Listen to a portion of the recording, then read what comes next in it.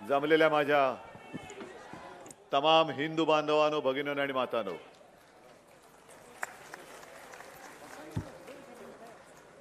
आता नक्की कळत नाही की बोरिवलीला, दहिसरला या परिसरात यायचं असेल तर वेळेच्या आधी नेमकं कधी निघावं. कारण किती वेळ आधी निघालं तरी उशिरा होतोच. आणि आपल्याला सर्वांना कल्पना आहे की आता एक 7-8 दिवस राहिलेले आहेत.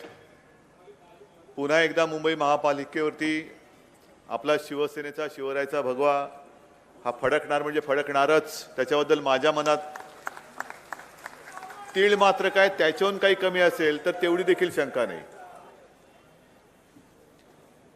आणि वाहतुकीचा प्रश्न असेल, आणखीन इतर काही विषय असतील, खरं म्हणजे हे आपण सहज सोडवू शकतो. कोस्टल रोडचा जो विषय आपण घेतलेला आहे त्याला जर का परवानगी गेल्या काही वर्षात मिळाली असती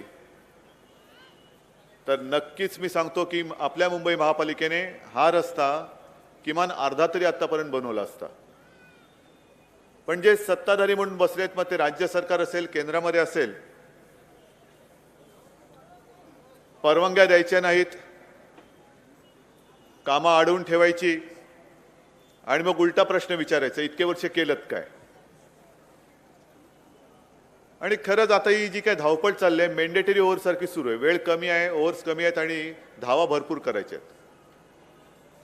पण मला खात्री आहे की मी स्वतः जरी एखाद्या सभेला गेलो नाही तर हे सगळे जमलेले माझे खेळाडू आहेत, ते प्रत्येकजण शतकं ठोकल्याशिवाय राहणार नाहीत. प्रत्येक ठिकाणी उत्साह आहे, अमाप गर्दी आहे, निश्चय आहे, जल्लोष आहे. विशेष म्हणजे 26 जानेवारीला जो एक आपण शिवसेना म्हणून निर्णय घेतला की आता यापुढे कोणत्याही स्वरूपात कोणत्याही प्रकारची युती करणार नाही, पुढची वाटचाल ही शिवसेना स्वतःच्या एकटीच्या ताकदीवर करणार, हा निर्णय जाहीर केल्यानंतर खरंच मी तुम्हाला सांगतो की संपूर्ण महाराष्ट्रामध्ये एक भगवत चैतन्य उसळलेलं आहे. काल मी पिंपरी चिंचवडला गेलो होतो, तुफान सभा, हजारो लोक, म्हणजे मैदानाचा एकही कोपरा शिल्लक नव्हता, एवढी गच्च सभा भरली होती.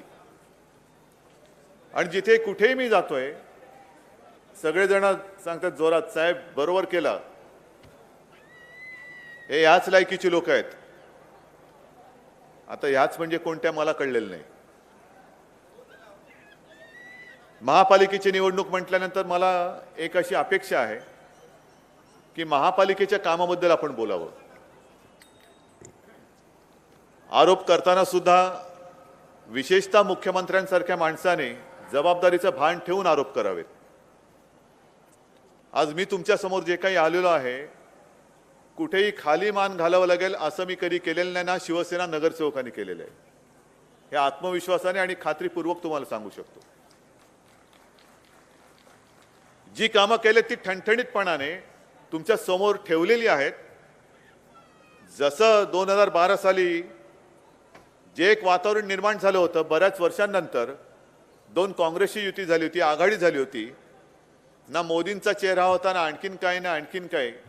मी फक्त शिवसेना प्रमुखांचा चेहरा आणि करून दाखवलं आणि त्याच्यासोबत आपली झालेली कामं, केलेली कामं ही आपल्या सगळ्यांसमोर ठेवली आणि तमाम मुंबईकरांनी त्या एका चेहऱ्यावरती विश्वास ठेवला, कामं दाखवत होतो त्याच्यावर विश्वास ठेवला आणि परत त्यावेळेला युतीच्या हातामध्ये मुंबई दिली.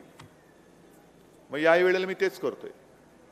जी कामं आपण केलेली आहेत ती कामं एवढी भरपूर आहेत की कामावरती जरी बोलायचं झालं तरी मला असं वाटतं अख्खी रात्र निघून जाईल.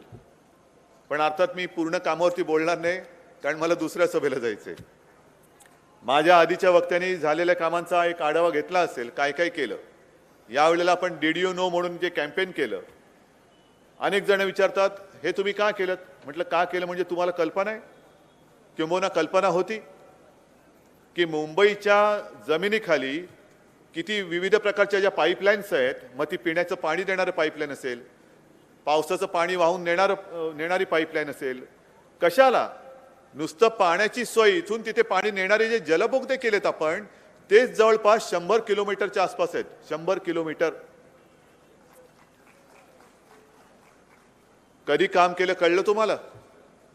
जमिनीच्या खालनं जे काय आपण जलबोगदे केलेले आहेत, इतर काही पाण्याच्या किंबहुना मलनिस्सारणासाठी ज्या काही जलवाहिन्या टाकलेल्या किंबहुना ज्या पाईपलाईन्स टाकलेल्या आहेत, त्या सगळ्याची एकत्रित जर का आपण लांबी मोजली तर कोणालाही कल्पना करवणार नाही, मुंबईपासून लंडनपर्यंत रस्ता तयार होईल एवढ्या लांबीची पाईपलाईन, एवढे पाईप्स आपल्या मुंबईच्या जमिनीखाली आहेत.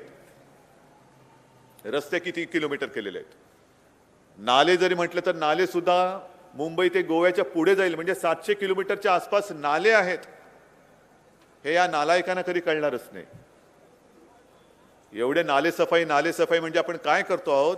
आणि मग तुम्ही सगळेजण सांगा, दहिसरला मी इथे आलेलो आहे. 15-20 वर्षापूर्वी जेव्हा मी इथे येत होतो, विनोद घोसाळकर होते, अन्य सारे आपले नगरसेवक, शाखा प्रमुख आणि इतर पदाधिकारी होते. काय दहिसरची नदी म्हणून जी काही प्रकार होता, ती दहिसरची नदी वाटत होती आपल्याला. सगळीकडे त्याच्यामध्ये गटारगंगा येत होती, आजूबाजूला अनधिकृत बांधकामं होती, दगड धोंडे गडगडत येत होते. आणि मग 20 वर्षापूर्वीची दहिसर नदी आणि आत्ताची दहिसर नदी, नक्कीच मी म्हणेन शिवसेनेने तिकडे फरक पाडून दाखवलेला आहे. आणि मी दहिसरमध्ये येऊन बोलतोय, सगळे दहिसरकर मला म्हणतील की यार तुम्ही खोटं बोलताय म्हणून, पण ती रिटेनिंग वॉल असेल, रुंदीकरण असेल, नाले सफाई असेल, कित्येक कामं आपण केलेली आहेत. मी अभिमानाने सांगतो, माझ्या मुंबईबद्दल मला अभिमान आहे. मुख्यमंत्री महोदय, तुम्हाला जरी नसला, कारण तुमचं मुंबईचं तसं काय घेणं आहे, देणं काहीच नाहीये. तुम्ही मुंबईमधून बसून जो राज्यकारभार करता आहात, तुम्हाला मुंबईकडनं घेणं आहे, मुंबईला देणं काही नाही. नुसता शिव्याशाप देणं आणि मुंबईला बदनाम करणं म्हणजे मुंबईचा पटना करून दाखवलेलं आहे. मग तुम्हाला पटतंय मुंबईचा पटना झालाय? सांगा ना, झाला असेल माझ्या तोंडावर सांगा, होय मुंबईचा तुम्ही पटना केलात म्हणून. पण काहीतरी पटणारं बोला. कोणत्या तुमच्या डोळ्याच्या कुठल्या तिरके तारपे जे काय करतात, कुठल्या अँगलने तुम्हाला मुंबई आणि पाटणा सारखं दिसतं, हे तरी मला सांगा ना. मुंबईमधल्या शाळा जरी घेतल्या, मुंबईमधले हॉस्पिटल्स घेतली, हॉस्पिटल्समध्ये सुद्धा आहे, मला कल्पना आहे की अजून आपण काय पूर्ण पडू शकत नाही. मुंबईमध्ये 24 तास पाणी पुरवठा आपण म्हटल्यानंतर आम्ही सुद्धा करणार, आपण हे म्हटल्यानंतर आम्ही सुद्धा करणार. कोस्टल रोडचं पहिलं स्वप्न जे शिवसेनेने दाखवलं आणि पहिली घोषणा ही गेल्या विधानसभेच्या दरम्यान शिवसेनेने केली, तोपर्यंत कोणाची हिंमत झाली नव्हती की असा महामार्ग काहीतरी आपण करू शकू म्हणून. हे शिवसेनेचं स्वप्न आहे. आज सुद्धा जो मी वचननामा घेऊन आपल्या समोर आलेलो आहे, आपल्या सगळ्यांच्या आशीर्वादाने पुन्हा एकदा मुंबई जिंकणार म्हणजे जिंकणारच, मला खात्री आहेच. पण मुंबई जिंकल्यानंतर जो माझा मुंबईकर 500 फुटाच्या घरामध्ये राहतो आहे, त्या तमाम मुंबईकरांना शिवसेना मालमत्ता कर रद्द म्हणजे रद्द करून दाखवणार म्हणजे दाखवणारच. काय हे मुंबईकरांच्या उपयोगाचं किंबहुना रोजच्या आयुष्यातलं एक सुख देणारं, समाधान देणारं माझं वचन नाहीये. मुंबईकरांची मुलं शाळेमध्ये जाताना आणि येताना गणवेशातल्या शालेय विद्यार्थ्यांना BSTचा प्रवास शिवसेना मोफत करणार म्हणजे करणारच. तमाम मुंबईकरांना आरोग्य सुविधा, किती आरोग्य सुविधा आहेत. मला खरंच अभिमान वाटतो या गोष्टीचा की काही वेळेला हे जे मी बघतो आहे की मुंबईतल्या मोठमोठ्या खाजगी हॉस्पिटलमध्ये नसलेल्या सुद्धा उपकरणांची एक भर गेल्या 5 वर्षात आपण मुंबई महापालिकेच्या हॉस्पिटलमध्ये केलेली आहे. अद्ययावत असं कार्डियक कॅथ लॅब आपल्या नायर हॉस्पिटलमध्ये, मॉलिक्युलर लॅब आपल्या मुंबईमध्ये कस्तुरबा हॉस्पिटलमध्ये, जवळपास 13,000 बेड्स हे गेल्या 5 वर्षात आपण मुंबईकरांसाठी वाढवलेले आहेत. हे एवढी संख्या मला नाही वाटत दुसऱ्या कुठल्या शहरामध्ये झालेली असेल. पिण्याच्या पाण्याची सोय, स्वतःचं धरण बांधणारी मुंबई महापालिका ही एकमेव महापालिका. मुंबईतल्या शालेय विद्यार्थ्यांना व्हर्च्युअल सिस्टीमने शिक्षण देणारी एकमेव महापालिका. पाठीवरचं दप्तराचं ओझं कमी करण्यासाठी टॅब देणारी एकमेव महापालिका. किती गोष्टी तुम्हाला सांगू की ज्याच्यामध्ये माझी मुंबई ही नंबर 1 आहे, असं आपल्या सगळ्या मुंबईकरांना अभिमान वाटेल असं काम आपण गेल्या 5 वर्षात केले. मग आपल्या अंगावरती येणाऱ्यांना मला तेच सांगायचंय की अरे जळफळाट करू नका रे. आम्ही जी काही कामं करतो आहोत, आम्ही वचनबद्ध आहोत. आणि म्हणून मुंबईकर पुन्हा पुन्हा या शिवसेनेच्या, शिवरायाच्या आणि शिवसेना प्रमुखांच्या भगव्यावरती विश्वास ठेवतात. तो याकरता ठेवतात कारण आम्ही जे बोलतो ते करतो, जे बोलतो ते करून दाखवतो, म्हणून पुन्हा पुन्हा आम्हाला हे मुंबईकर आशीर्वाद देतात. पण हा जो अहवाल घेऊन मी फिरतोय प्रत्येक सभेमध्ये, हे पुस्तक तुम्ही बघत असाल प्रत्येक सभेत, आणि आज सुद्धा, काल सुद्धा, उद्या सुद्धा, आणखीन 1-2 दिवस ज्या माझ्या मुलाखती चालू आहेत चॅनल्सवरती, त्या प्रत्येक चॅनलच्या मुलाखतीत मी हा अहवाल न चुकता दाखवतो आहे. कारण हा अहवाल जो आहे प्रगती पुस्तक आहे. केंद्र सरकारच्या अर्थ खात्याने, त्यांचं जे एक खातं आहे त्या खात्याने संपूर्ण देशाचा अभ्यास करून हा अहवाल बनवला आहे. आणि अभिमानाने मी सांगतो की या अहवालामध्ये आपल्या मुंबईचा क्रमांक त्यांनी इकडे जो दिलेला आहे चार्ट, ट्रान्सपरन्सी, आणि ह्या 4 प्रकारचे जे चार्ट आहे त्याच्यात ट्रान्सपरन्सी, पारदर्शकता, त्याच्यात मुंबई क्रमांक 1 आहे. हे मी अभिमानाने आणि घेऊन सगळीकडे नाचतोय मुद्दामून. पण हा केंद्र सरकारने दिलेला अहवाल, युती कोणाची होती मुंबई महापालिकेत? शिवसेना आणि भारतीय जनता पक्ष. राज्यात सरकार कोणाचं आहे? शिवसेनेचं नका धरू, भाजपचं सरकार. केंद्रात कोणाचं सरकार आहे? भाजपचं सरकार. मग ज्या राज्याचे मुख्यमंत्री म्हणून तुम्ही फडणवीसजी मिरवत आहात, त्या राज्याच्या राजधानीला तुमच्या केंद्र सरकारने अव्वल क्रमांक दिल्यानंतर का तुम्ही नतद्रष्टपणा करता आहात आणि माझ्या मुंबईपेक्षा पाटणाला वरती नेतात? कुठे याच्यामध्ये पाटणा? पाटणा आहे, जरूर आहे. मुंबईच्या नंतर 5-6 आकड्यानंतर पाटणा सुद्धा आहे. आणखीन काही शहर आहेत. जी शहरं, ज्या महापालिका भारतीय जनता पक्षाकडे आहेत, त्या सर्व शहरांचा उल्लेख याच्यात शेवटून वरती आहे. शेवटून नंबर 1 महापालिका भाजपकडे, शेवटून नंबर 2 महापालिका भाजपकडे, शेवटून नंबर 3 महापालिका भाजपकडे, आणि वरून नंबर 1 महापालिका शिवसेनेकडे. पण हाही अहवाल तुम्ही नाकारता आहात. म्हणजे तुम्ही नाही मोदींवरती टीका करत. जे पत्रकार मला विचारतात की तुम्ही हल्ली मनमोहन सिंगांची तारीफ करता आणि मोदींवरती टीका करता. अरे, मोदींवरती टीका करताना ज्या सरकारमध्ये, ज्या पक्षातनं निवडून आलात आणि ज्यांनी तुम्हाला मुख्यमंत्री केलं, त्या पंतप्रधानांच्या मंत्रालयावरती, त्या मंत्रिमंडळातल्या लोकांवरती तुम्ही नाही का अविश्वास दाखवत हा अहवाल नाकारून? आणि मी जर का काही बोललो तर मी टीका केलं म्हणून बोलता. मी काय बोललो? मी एवढंच बोललो की जे आपले पंतप्रधान बोलले होते नरेंद्र मोदी, की मनमोहन सिंगना रेनकोट घालून आंघोळ करण्याची कला चांगली अवगत झालेली आहे. त्यांनी कधी त्यांच्या बाथरूममध्ये डोकावून पाहिलं मला नाही माहीत. आणि राहुल गांधी बोललेत की वाईट सवय आहे त्यांना. आता मला माहित नाही, माझ्या बाथरूममध्ये कधी डोकावायला आले नाहीत आणि येण्याची हिंमतही करणार नाही. पण मग मी फक्त एवढंच म्हटलं की मनमोहन सिंग यांनी नोटबंदीवरती त्याच्या विरोधामध्ये लोकसभेत भाषण केलं होतं. आणि मग तुम्हाला सगळ्यांना कल्पना आहे, आत्ताचे जे रिझर्व्ह बँकेचे गव्हर्नर आहेत उर्जित पटेल, त्यांना त्या लोकसभेच्या एका कमिटीने चौकशीसाठी बोलवलं आणि काही प्रश्न विचारले. आणि प्रश्न विचारल्यानंतर उर्जित पटेलांकडे उत्तरं नव्हती. नोटबंदी कोणी केली माहीत नाही, का केली माहीत नाही, साधलं काय माहीत नाही. पण असे प्रश्न विचारायला लागल्यानंतर मनमोहन सिंगनी त्यांना थांबवलं. त्यांना सांगितलं की या प्रश्नांची उत्तरं या माणसांनी देता कामा नयेत, कारण तो त्याचा अधिकार नाही, त्याच्या कक्षेत हे येत नाही. तुम्ही त्यांना हे प्रश्न विचारू शकत नाहीत, हे मनमोहन सिंगनी त्यांना सांगितलं. म्हणजे मनमोहन सिंगनी स्वतःचा रेनकोट उर्जित पटेलला घातला नसता तर उर्जित पटेल भिजले होते की नव्हते भिजले? एवढंच मी बोललो. पण मुख्यमंत्री जे आपल्यावरती आरोप करतायत की महापालिकेमध्ये घोटाळा झाला, एवढा पैसा गेला कुठे? इथल्याच त्यांच्या खासदारांनी, गोपाळ शेट्टींनी उत्तर दिले की महापालिकेतल्या घोटाळ्याला अधिकारी जबाबदार असतात. मग जरा तुमच्या खासदारांना विचारा, ते पूर्वी महापालिकेत होते. मुख्यमंत्री महोदय, आपण सुद्धा नागपूरमध्ये महापौर होतात तेव्हा काय केलं सगळ्यांना माहिती आहे, त्याचा सुद्धा अहवाल तयार आहे. पण एक तर तुम्हाला महापालिकेची माहिती नाही, किंबहुना माहिती असून सुद्धा तुम्ही केवळ आणि केवळ तुमच्या हव्यासापायी माझ्या सोन्यासारख्या मुंबईला बदनाम करता आहात. पण बदनाम केल्यानंतर मुंबईकर तुम्हाला आशीर्वाद देणार नाही, देतील ते शिव्या शापच देतील. कारण मुंबईकर हा प्रेमाचा भुकेला असतो. आजपर्यंत अनेकदा मी असं काही बोलत नाही की असं व्हावं, अजिबात होऊ नये. पण ज्या ज्या वेळेला संकट आली, मग ते 2005चं पुराचं संकट असेल, इतर वेळेला झालेल्या काही दुर्घटना असतील, घातपात असतील, मला सांगा ना, त्या सगळ्या वेळेला किती भाजपवाले आपल्याकरता धावून आले?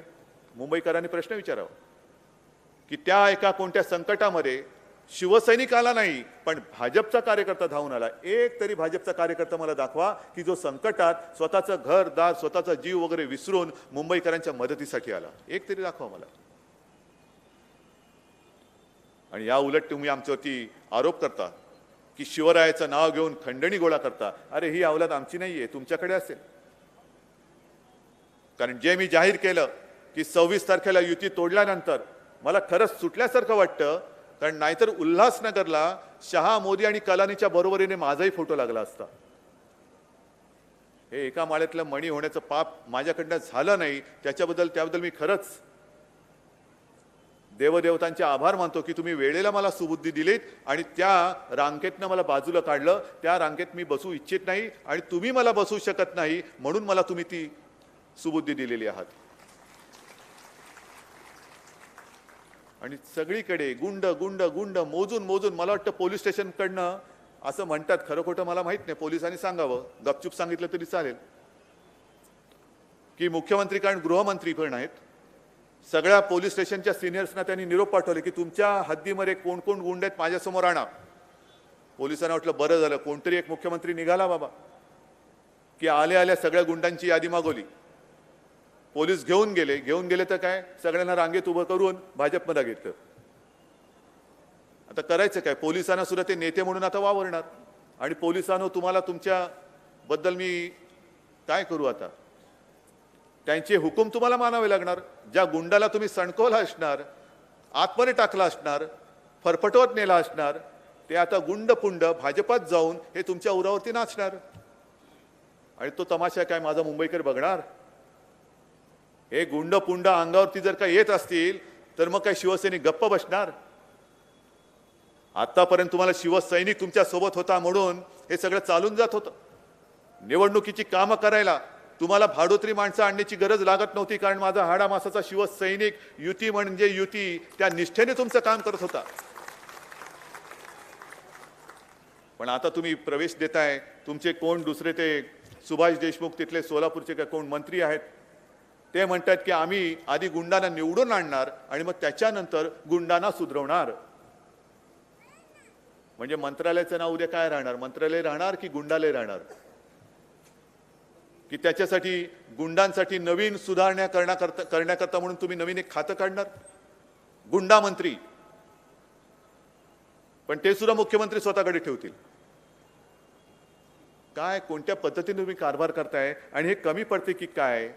म्हणून काल परवाकडे जी बातमी आली, मध्य प्रदेश मध्ये एका भाजपच्या IT सेलचा जो कोण एक सदस्य होता, त्याची चौकशी केल्यानंतर कळलं की तो पाकिस्तानचा हेर होता. पाकिस्तानचा हेर तुमच्या मांडीला मांडी लावून बसतो, तुम्हाला कळत नाही. तुमच्याकडनं काय काय बातम्या तो पाकिस्तानला देत असेल, देशाच्या बातम्या पाकिस्तानला देत असेल, आणि आम्ही आपले मूर्खासारखे बघत बसणार. परिवर्तन तर होणारच, हा माझा शब्द आहे. गुंडाला तर मी घेणारच, हा माझा शब्द आहे. कसले शब्द तुम्ही पाळताय? कल्याण डोंबिवलीमध्ये जाऊन बघा काय काय शब्द यांनी दिले होते आणि किती पाळले. ठाण्यामध्ये तर परवा त्यांची सभा झाली आणि त्या सभेनंतर तिथल्या नागरिकाने उत्स्फूर्तपणाने गाजर वाटली. गाजर घ्या गाजर, कारण नुसते गाजर दाखवतात, देत काहीच नाहीये. कल्याण डोंबिवलीला सांगितलं होतं 6,500 कोटी रुपये मी तुम्हाला देईन. 1.5 वर्ष होऊन गेलं, एक नवा पैसा सुद्धा कल्याण डोंबिवलीला दिला गेलेला नाहीये. 27 गावं महापालिकेच्या त्या हद्दीतनं मी वगळेन. आणि असं बोलल्यानंतर तमाम गावकऱ्यांनी पटापटापटा भाजपला मतं देऊन मोकळे झाले. भाजपच्या नगरसेवकांचा आकडा वाढला, आपल्या तो कुठेतरी जवळपास आला. नाहीतर आपली एका हाती सत्ता कल्याण डोंबिवलीत आली होतीच, जशी ती उद्या मुंबईमध्ये येणार आहे. पण प्रत्येक वेळेला मुख्यमंत्री येऊन काहीतरी फसवून जातात आणि लोक जी भाबडी लोक असतात ती मुख्यमंत्री बोलले म्हणून मी ते करतीलच या आशेने ते मतं देतात आणि आता त्या 27 गावातल्या लोकांना हे भेटायला सुद्धा तयार नाहीयेत. लोक सांगतात की अहो मुख्यमंत्री महोदय तुम्ही बोलला होता 27 गाव मी वगळू शकत नाही.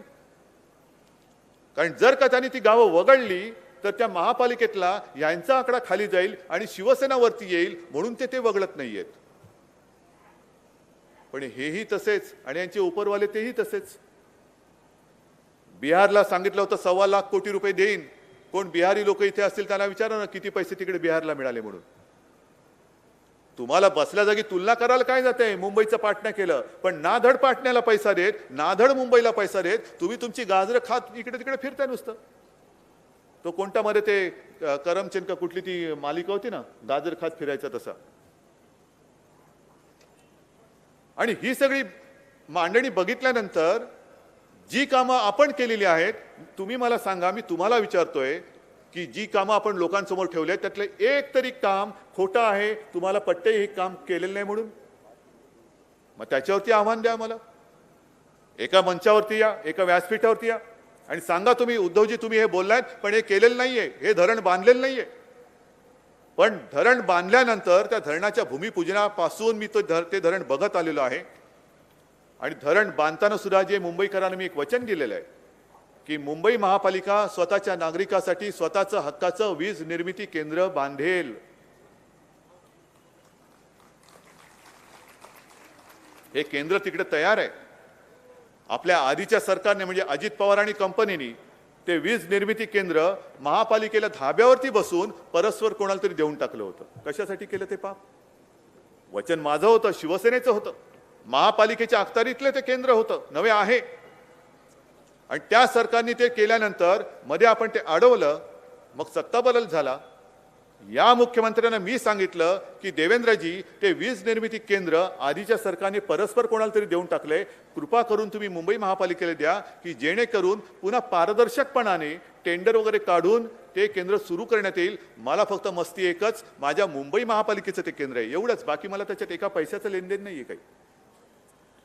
मग ते नामकरण ज्या वेळेला आपण केलं, शिवसेना प्रमुखांचं नाव ज्या वेळेला आपण जेव्हा तिथे दिलं, म्हणजे कामं झाली, घोटाळा झाला, भ्रष्टाचार झाला. मग आतापर्यंत जी जी कामं तुमच्या कालावधीमध्ये महापालिकेची झाली त्याच्या भूमिपूजनाला आणि उद्घाटनाला तुम्ही बरं तुमचं जॅकेट सांभाळत माझ्या बाजूला बसलात. मग तेव्हा येऊन बोलले उद्धवजींनी आत्ताच मला सांगितलं पण लवकरात लवकर हे वीज निर्मिती केंद्र मी महापालिकेला देऊन टाकेन. 6 महिने होऊन गेले, अजूनही फाईल जिथल्या तिथे काही हललेली नाही. नेमकं मला सांगा, पारदर्शकतेने सांगा की ती फाईल तुम्ही का हलवत नाही. आणि मग पारदर्शकता आणायची असेल ना, माझी तयारी आहे त्याला.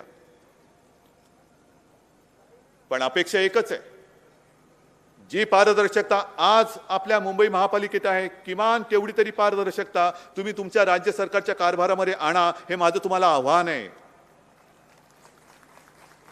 आणि मुद्दामून तुम्हाला सांगतोय मी की स्थायी समिती हा जो काही प्रकार आहे तो काय आहे नेमका. आपण जो काही वचननामा आज घेऊन लोकांसमोर जातो आहोत, तो वचननामा त्याचा पाठपुरावा करणं हे जसं शिवसेना नगरसेवकांचं काम आहे, तसंच इतर भागातल्या इतर नगरसेवकांचं सुद्धा त्यांच्या वॉर्डामध्ये त्यांनी जी लोकांना वचनं दिलेत त्याचा पाठपुरावा करणं हे त्या नगरसेवकाचं काम आहे. आणि मग पाठपुरावा करता करता महापालिका प्रशासन, जे प्रशासन सरकार नेमतं, महापालिका आयुक्त, अतिरिक्त आयुक्त हे मुख्यमंत्री नेमतात. आणि मग ते आयुक्त आणि ते प्रशासन ठरवतं कोणतं काम कोणत्या वर्षी घ्यायचं, अर्थसंकल्पात त्याची तरतूद कशी करायची, एखाद्या कामाचा खर्च किती येईल, दर्जा काय असावा, कोण कॉन्ट्रॅक्टर त्याच्यामध्ये भाग घेऊ शकतात, कोण कॉन्ट्रॅक्टर निविदा भरू शकतात. हे सगळं झाल्यानंतर मग निविदा निघतात, निविदा भरल्या जातात आणि सर्वांसमक्ष म्हणजे स्थायी समितीमध्ये सर्वपक्षीय सदस्य असतात, महापालिका आयुक्त असतात, पत्रकार असतात आणि त्यांच्यासमोर त्या निविदा उघडल्यानंतर त्याच्यात L1 म्हणजे सगळ्यात लोएस्ट जो कोणी असेल त्याला कायद्याने ते काम द्यावं लागतं. ही एवढी पारदर्शकता महापालिकेच्या कारभारात आहे. तुमच्याकडे आहे तशी? अजूनही चिकी कोणी खाल्ली हे आम्हाला कळत नाही, नोटबंदी कोणी केली हे आम्हाला कळत नाही. मग माझी मागणी हीच आहे की ज्या वेळेला आता यापुढे कॅबिनेटची मीटिंग होईल, त्या कॅबिनेटच्या मीटिंगमध्ये विरोधी पक्षनेता सुद्धा असला पाहिजे, कारण त्याला सुद्धा आपण केंद्रीय मंत्र्याचा दर्जा दिलेला आहे. सर्व राज्यमंत्री असले पाहिजेत, पत्रकार असले पाहिजेत, आणि जसे इकडे आयुक्त असतात तसे त्या बैठकीमध्ये लोकायुक्त सुद्धा असलेच पाहिजे. तर मी म्हणेन तुम्ही सुद्धा पारदर्शक आहात. पण स्वतःचा कारभार झाकून ठेवायचा, स्वतःचे निर्णय स्वतः घ्यायचे, मनमानीपणा करायचा, आणि आम्ही चांगली केलेली कामं केवळ आमच्याकडनं तुम्हाला मुंबई हिसकावून घ्यायचे म्हणून आमच्या अंगावरती चिखल उडवायचा. अरे चिखलात कमळ जरी उगवत असलं तर नुसता चिखल आमच्यावरती काय फेकताय? चिखल नका फेकू. पण ज्या वेळेला मुख्यमंत्री महोदय मुंबईचं पटना झाले म्हणून बोलतात, त्यावेळेला मी म्हणेन की हा तमाम मुंबईकरांचा अपमान तर आहेच, पण जीवाची बाजी लावून मुंबईचं संरक्षण करणाऱ्या तमाम पोलिसांचा सुद्धा अपमान आहे. स्वतःच्या जीवाची पर्वा, आरोग्याची पर्वा न करता वेळ प्रसंगी गटारात उतरून जे मुंबईसाठी राबराब राबतात त्या सफाई कामगारांचा सुद्धा अपमान आहे, अग्निशमन दलाच्या जवानांचा अपमान आहे. आणि हा असा अपमान करून तुम्ही मुंबई जिंकण्याची स्वप्न बघू नका. आणि म्हणून आता रात्र थोडी सोंगफार, आणखीन काही लोक येतील, मतं फोडण्याचा प्रयत्न करतील. प्रत्येक सभेत मी सांगतोय तेच तुम्हालाही सांगतोय की 2 बोर्ड लावा. एका ठिकाणी बोर्ड लावा, आज सत्यनारायणाची महापूजा, तीर्थप्रसादाला या. आणि दुसरीकडे बोर्ड लावा, रक्तदान शिबिर, रक्तदानासाठी या. भाजपवाले कुठे जातील? सत्यनारायणाच्या पूजेला, तीर्थप्राशन करायला. आणि माझा शिवसैनिक कुठे जाईल? तो तीर्थप्रसाद सोडून रक्तदान करायला जाईल, रक्तदान. आणि मीच खरा मुंबईकर, आम्हाला सांगण्याची गरज लागत नाही, कारण मुंबईतली जनता पक्की आम्हाला ओळखून आहे आणि तुम्हालाही ओळखून आहे. वेळ प्रसंगी रात्री अपरात्री धावून येतो मदतीसाठी, तो शिवसैनिक येतो. भाजपवाला येऊ शकत नाही, आणि तो घरामध्ये सापडला पाहिजे. आणि अशी ही लढाई म्हटल्यानंतर मला पत्रकार विचारतात की ही लढाई नेमकी कशी आहे, तुमचा प्रतिस्पर्धी कोण आहे? म्हटलं मला प्रतिस्पर्धीच नाहीये. बरेच वर्षानंतर अशी निवडणूक होतोय की प्रतिस्पर्धीच कोणी नाहीये. कारण जी कामं आम्ही केलेत ती आम्ही ठणठणीतपणाने सांगतोय, होय हे मी केलंय, होय हे मी केलंय, होय हे मी केलेलं आहे. पण भाजपवाले जी कामं दाखवत आहेत ती सगळी कामं एकतर आम्ही केलेली आहेत किंवा काँग्रेसने केलेली आहेत. मेट्रो तुम्ही केलेलं नाही, ते काँग्रेसने केलेलं काम आहे. मुंबईचा सागरी महामार्ग हा तुम्ही करणार नाही, हे शिवसेनेचं स्वप्न आहे. शिवडी नावाशेवा हे काम सरकार करणार आहे. आणि वचननामा आपण दिल्यानंतर हे म्हणे ह्या वचननाम्यामध्ये शिवसेना प्रमुखांच्या स्मारकाला विसरले. अहो, शिवसेना प्रमुखांना आम्ही कोणी विसरू शकतो? जन्मदात्याला कोणी विसरू शकेल? पण मी महापालिकेच्या कामामध्ये शिवसेना प्रमुखांच्या स्मारकाचा उल्लेख केलेला नाही. जर का आपल्या लक्षात असेल तर विधानसभेच्या शिवसेनेच्या वचननाम्यात शिवसेना प्रमुखांच्या स्मारकाचा उल्लेख आहे. आणि या वचननाम्यात मी एवढ्यासाठी नाही केला कारण जे काम महापालिका करणार नाही असं एक सुद्धा काम मी शिवसेनेच्या महापालिकेच्या वचननाम्यात केलेलं नाही, ठेवलेलं नाही, दाखवलेलं नाही. मग उगाच काहीतरी मी सांगायचं आणि तुम्ही ऐकायचं. मुंबई महापालिका जिंकल्यानंतर मी मुंबई ते मेसोपोटेमिया थेट विमान सेवा सुरू करेन. सगळेजण टाळ्या वाजवणार.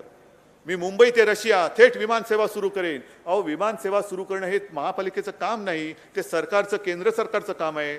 आणि मोठी जी काही कामं आहेत, शिवडी नावाशेवा वगैरे, हे राज्य सरकारचं काम आहे. बाबासाहेबांचं स्मारक, शिवस्मारक, शिवसेना प्रमुखांचं स्मारक हे महापालिकेचं काम नाही, हे राज्य सरकारचं काम आहे.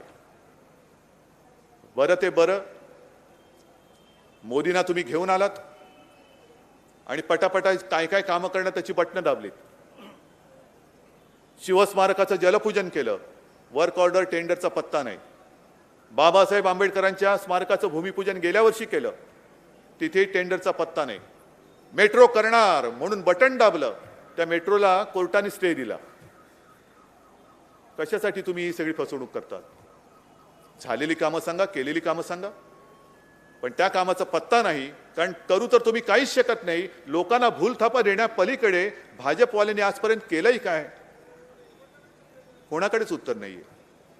आणि म्हणून एकच सांगतो, कारण दुसऱ्या सभेला आता मला जायचंय, मागाठाण्याला जायचंय. ज्या संख्येने तुम्ही इकडे जमलेला आहात, निश्चय करून आलात की नाही? भगवा फडकवणार आहात की नाही? जरा जोरात सांगणार आहात की नाही? 23 तारखेला इकडे वातावरण पूर्ण मला भगवा पाहिजे. पहिल्या प्रथम इथल्या नव्हे, संपूर्ण मुंबईच्या सगळ्या जागा शिवसेना लढते.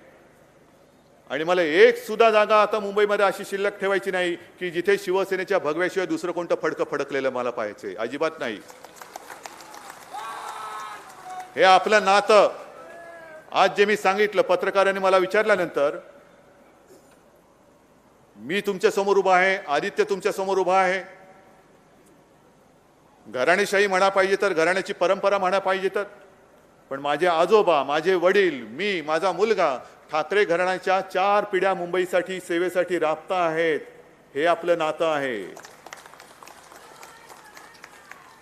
वेळ प्रसंगी शिवसैनिक जे रक्तदान करतो, ते रक्ताचं नातं मुंबईशी आमचं जोडलं गेलेलं आहे. आणि आमच्या रक्ताच्या नात्यामध्ये हा ऐरागैरा कोणी आला तरी आम्ही तुटू देणार नाही, फरक पडू देणार नाही. हा मुंबईकरांचा निश्चय मी बघितल्यानंतर मला खात्री आहे की हे किती आले आणि किती गाजरं दाखवली तरी 24 तारखेला मुंबई महापालिकेवरती पुन्हा एकदा शिवसेनेचाच भगवा, हा मथळा मी वाचणार आणि वाचणारच. बस पुन्हा एकदा तुमच्या आशीर्वादाची मी मागणी करतो आहे. हे जे काही शिवधनुष्य आहे, हे जे काही आव्हान आहे, हे मी तुमच्या ताकदीवरती पेललेलं आहे. माझ्यासोबत तुम्ही आहात, तुम्हीच माझी ताकद आहात. आणि एवढी ताकद, एवढे आशीर्वाद माझ्या मागे उभे राहिल्यानंतर आव्हान किती मोठा असो, मी परवा करणार नाही. त्याच्या छाताडावरती शिवरायाचा, शिवसेनेचा पवित्र भगवा लावल्याशिवाय राहणार नाही. जय हिंद, जय महाराष्ट्र.